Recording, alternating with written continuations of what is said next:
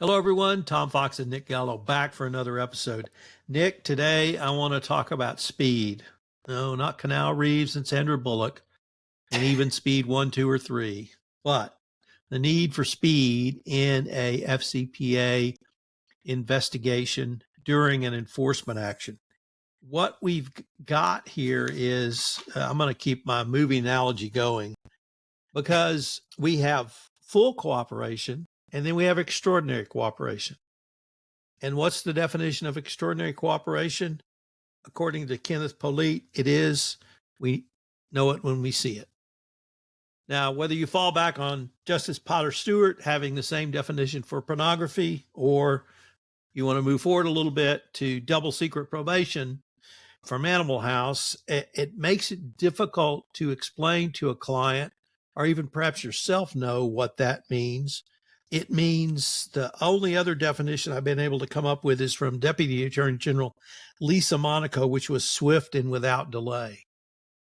However you might take that, what I'm going to suggest is the pressure which is on the decision to investigate, the decision to who to hire to investigate, the investigators, probably outside counsel, and then the communications you have from the investigators to the in-house team that's evaluating the information. And what I want to suggest is, in addition to this extraordinary cooperation, I think you need to have a system in place where you can do all of these literally in real time. So I wanted to maybe get your thoughts on how do you help customers or clients think through putting the process in place? Because I know you guys talk about proactiveness a lot, but do people really think about the process of being proactive in an investigation? What do you counsel clients out around having a process in place which allows them to meet this need for speed? Great question. This need for speed is such it's a high level KPI, right? Like someone who doesn't know much about in the investigation process, that's an easy thing for them to grab onto, right? You don't have to know how an engine works to look at the speedometer and manage that car with that metric, right? Cases should be closed as fast as possible and no faster, and your investigation should go as fast as possible and no faster. We don't want to obviously solve for speed over quality, right? We want to balance both of those things. And so when it comes down to how do you do this fast, I think it's a mix of both people, process, and technology. So is your tech set up in a smart way to auto route things, to auto triage, to find the right severities? Are the highest risk items, whether that's from keyword search or from how things are coded, are the highest risk items going to the right eyes quickly? And then do you have a consistently applied process, a consistently applied business process for your investigations that generates sort of consistent results, right?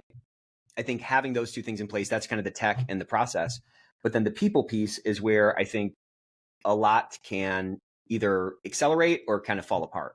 And so there's kind of a couple of components of the people piece. One is who's doing the investigations, what role is middle managers or other quote unquote leaders playing in this thing, and then what information are we getting from the reporter, whether that's an employee or a vendor or whatever. To the extent that we're not getting good information with kind of management participation, we kind of wind up in the same situation without management participation. But when we get that management participation and we have a little bit more trust of the employee base, we can usually accelerate our investigation faster. Now, I'm talking in obviously really broad brushstrokes across investigations in general. But I think just like in a manufacturing process, there is a consistent drive for two things, right? Safety and speed, right? We want to be super efficient and we don't want to open ourselves up to incidents and whatever. A similar kind of approach needs to be taken to our investigations. We need to be super efficient. We need to be very efficient with the movement of information, the application of our corrective actions, the consistent application of those corrective actions. So that's important. But then we also need that sort of the corollary to the safety piece is the remediation, right? Are we actually following up on these things? Are we actually closing them? And are we getting credit from the audiences, either the workforce from a culture perspective or from the DOJ in terms of a disclosure perspective? So there's a couple of layers there for sure. But what I see consistently is, let me just say this. I think the best thing to do with respect to your investigation process is to like look at it like a manufacturing process. Zoom out of it, and like in any manufacturing process, the constraint on a system, the bottleneck, determines the speed of that system. So if you break down your investigation process and break it down into the different steps and the different technologies that are touched and all those kinds of things, you will likely find a Pareto, an 80-20 rule type of a thing, where 80% of my inefficiency is driven by 20% of my factors. There's probably one bottleneck in that investigation business process that, if optimized, can have like orders of magnitude increases in the efficiency and the throughput of that system. So I'm just saying this plan, do, check, act flywheel. I think if we apply those things just consistently, I'm not saying every single week, but like once a year, once a quarter, zooming out and seeing my process, you just can always find opportunities for more efficiency. I just think targeting those bottlenecks can give us clues on where we can unlock a lot more throughput and obviously more speed and efficiency. It's just, I don't want to say extraordinary because I've used that word several times. It's amazing you said that, because here's what the DOJ says. They want immediacy, consistency, and impact. What's immediacy? Effectiveness. Right. What's consistency? Consistent behavior and consistent actions across the spectrum of the investigation. And the impact is the remediation. Right. How did you use the information that you were able to obtain? Obviously, the self-disclosure and the communication to the DOJ is part of it. But as you said, it's what did you do with that information inside your program? They are thinking exactly along those lines. And I will tell our listeners that was with no prompting from the studio audience. So very impressive. I got a lot of pop culture references for us. Yeah. But I really like the way you have said, look, guys, this is a process.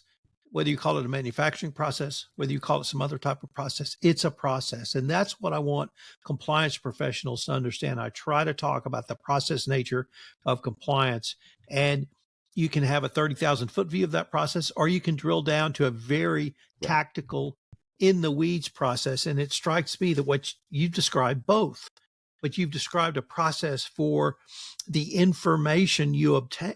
First of all, how do you obtain the information? Do you have a consistent way to get that information? And how do you use that information? Do you both use it to turn over to the Department of Justice, but also do you use it for your remediation? And if you train on that, and if you're ready for that, whether it's because you've modeled it, whether you've done games around it, or whether you bring in a law firm that this is what they do professionally, I think that's going to pay big dividends, because the Department of Justice wants that. They want this for a couple of reasons, Nick. One reason is they want to get the information as freshly as possible, meaning as soon as it's discovered. Two, they don't want any evidence disappearing. Right. They don't want people destroying documents. But three, if conduct is still occurring, they want it ended. They want it stopped. And when it's uncovered, that's the way you get it stopped. And when you turn that information over to the government, you are highly incentivized to get it stopped. Right. Because you can't allow it to continue. So they view that in their own interest and for their own reasons. It really speaks to this real-time sharing that the SEC talked about with ABB. Also, it is cooperation which starts literally immediately after self-disclosure. And it's giving all of the information when you do self-disclose. And I've talked to a lot of lawyers who are in very prestigious firms that do this kind of work. And to a man and woman, they have said to me, the first question they get is, are the documents tied down? Is everything locked down? And they have to say yes. But they can only say that's their word. That's not physically proving it yet. Mm-hmm. And they all say the most important thing you have as an investigator and lawyer sitting across the Department of Justice is your credibility. Right. So you better have those documents locked down. And so that drives a set of behaviors that really benefits everyone as well. But you have to have that when you self-disclose, and you have to continue to have that going forward. And let me take a little bit of a left turn into messaging apps, because that's something that a lot of companies are struggling with. Obviously, companies in regulated industries have paid huge fines around that issue. But if you have messaging apps in any form, you have to figure a way to get those tied down in a way that if the department or if something happens, you're going to be able to turn that information over to the Department of Justice, whether it's WhatsApp or whatever that might be. I've advocated people have a process in place. You write the policy and procedure, you train on it, you monitor it, you have a technological solution which allows you to do that. But that is perhaps I don't want to say newest area around this, but are people talking to you guys about messaging apps?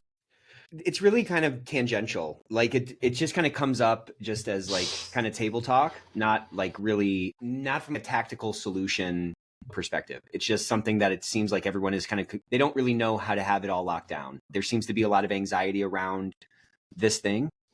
And yeah, I don't know. I don't know what the right answer is for it, especially for a multinational where the way people communicate in different parts of the world is very different than the way we do here. Nick, to maybe end, I'd like to ask you your thoughts on having these processes and the processes in place before it all goes downhill, or before you make that discovery, or before that report comes in, certainly before the regulators come knocking. Is that a conversation or a dialogue, an ongoing dialogue you're having with your clients and customers? It is, because I think, well, some are in check the box mode and some are in like growth or improvement mode. In the check the box mode, we're not kind of having those kind of conversations, but the people that are trying to improve their program, the people that are trying to get away from a status quo, whatever, we're having these kind of conversations a lot. And I think we'll talk about this in a later episode, but people are really trying to move toward effectiveness. And it seems like they're a lot more open to new, like there's a higher sort of concentration of like new ways of going about this whole function than there were 5 years ago, at least from my view. There's a lot more kind of innovation in that. And there seems to be a higher proportion of people in this continuous improvement mode than I've seen, which I think is a positive. I think more people are getting the confidence to build their program, and they're seeing it all kind of builds on it on itself, right? As you share information that you find out and you do these write-ups, it gives ideas to other folks and they want to start making those same improvements. Yeah, it's two buckets of like compliance types that I see. Well, I hope our listeners will fall into the bucket that has the process ready. Because if the call comes in, if the report comes in, if the information comes in, if your internal controls pick up something, and you do need to switch over to quickly and efficiently triaging, investigating, and assessing, then you self-disclose. It's only the starting point, and you're going to have to keep that momentum going forward.